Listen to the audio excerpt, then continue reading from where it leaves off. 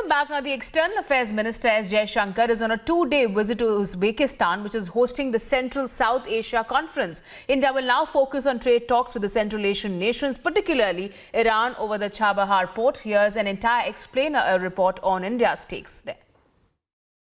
India's External Affairs Minister, of course, S. Jaishankar, is at this summit, and New Delhi is pushing for better trade in the Central Asia region. Now, why is this so important for us? India, of course, wants to emphasize on the role of the Chabahar port for purposes of trade. India is hopeful that it will be able to present its point of view as far as the trade proposals go.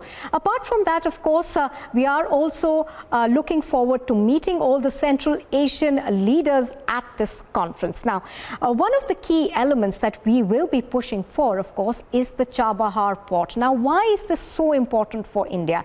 India sees this as the Golden Gate, so to say. It is located in the southeast of Iran on the Gulf of Oman. It is strategically an extremely important position to Afghanistan as well as Central Asia.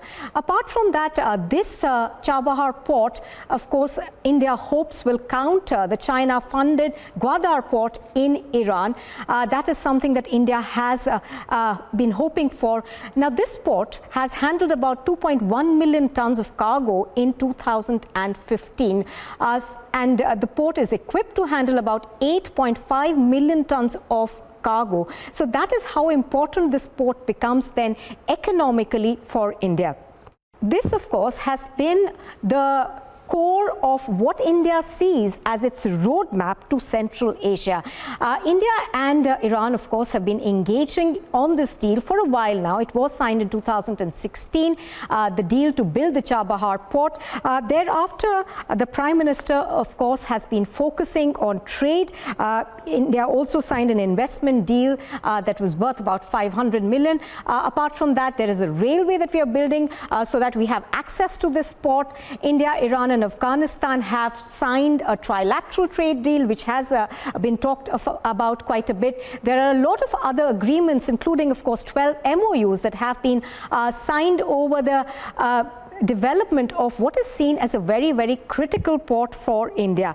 So far, about $8 billion have been invested in a special economic zone, and that's not all. We are looking to build a 240-kilometer road that connects Afghanistan to Iran. So in that sense, India has been really pushing for this deal and hoping that it will go through in its entirety.